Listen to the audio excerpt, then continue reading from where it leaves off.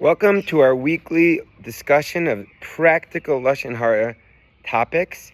This week's Parshas Balak, we discuss the question of whether we can speak Lashon Harah about non-Jews, about Gentiles. Why did this come to my head? Well, because in the Torah portion, we encounter Bilam and Balak, and Chazal have some not very nice things to say about Bilam and Balak, who of course are not Jewish. And the Torah itself has some not very nice things to say.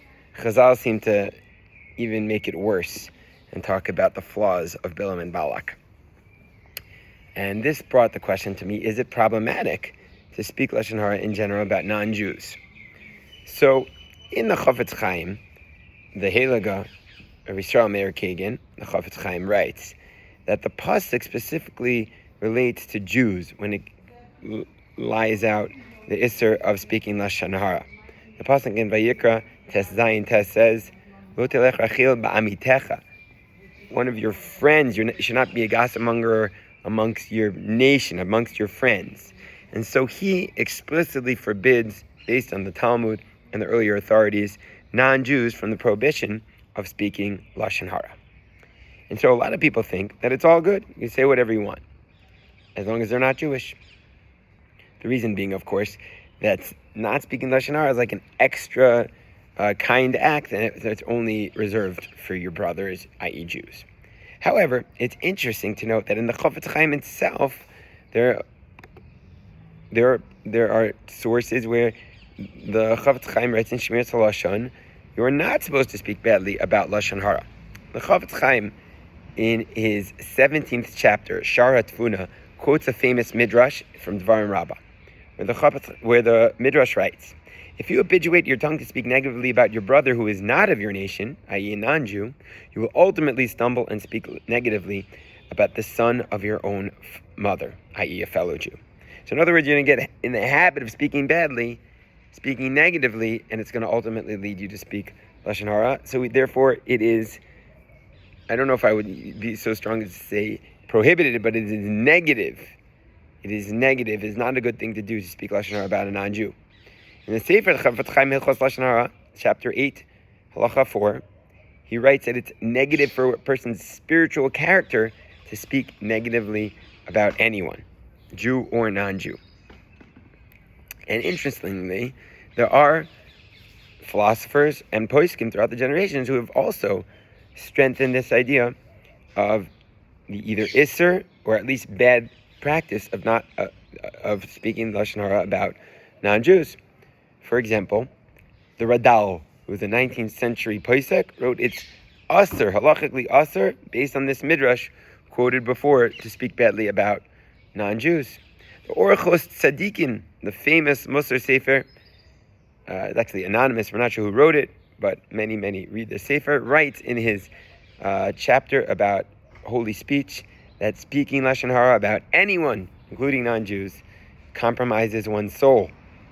Rav Asher Weiss, a modern-day posek, writes that we have to have good midos. Jews and non-Jews are obligated to have good midos. To speak negatively about others, therefore, would be bad midos. The Ramak, or Moshe Cordovero, the famous Kabbalist who wrote Tomer Devorah, writes that we have to emulate God, and to speak with negative speech is not to emulate God, and therefore it would be very problematic. The Chafetz Chaim also points out that speaking Lashon Harah could lead to a desecration of God's name. Right? If you speak negatively and someone hears about that, that could lead to Jews looking really bad and to God looking bad. That's why Rav Nebenzahl, who actually does permit under certain circumstances speaking Lashon Harah about Gentiles, would say certainly not if there is any chance of a Chil Hashem, which is one of the worst sins in Judaism. And, of course, the Chafetz Chaim points out if there's any falsehood in the speech you say, so then it would certainly be an Isser of Midbar Sheker Tirachak. You can't exaggerate. You can't spread fabrications, rumors. You have to know absolutely that this is actually true. Otherwise, it could be falsehood, which is also forbidden.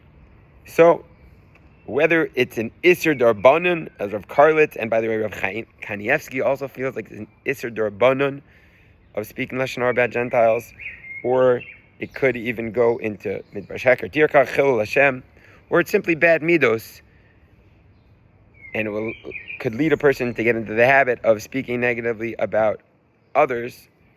It seems to be that contemporary and ancient poskim would discourage very heavily speaking negatively about anyone, Jew or non-Jew.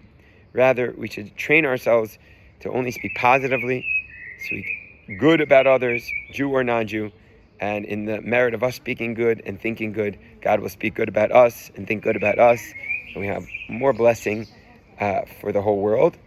That still leaves open the question, so then how does the Torah speak badly about Bilam and Balak? How does Chazal speak badly about Bilam and Balak?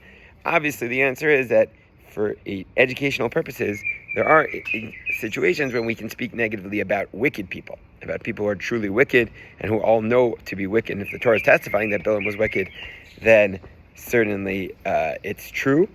And that will have to lead us for a Hilchos Lashon Harah weekly for next time, maybe next week, about who is considered wicked and a heretic and etc. and what circumstances would one be allowed to speak Lashon Harah or not be allowed to speak Lashon Harah. But for now, let's just leave off this week with the chizuk to speak positively. Most people we meet, we have to assume they're not wicked, and it seems to be that poskim would encourage people, perhaps surprisingly to some people, to speak positively about all creatures of HaKadosh Baruch Hu. May you have a wonderful Shabbos Kodesh.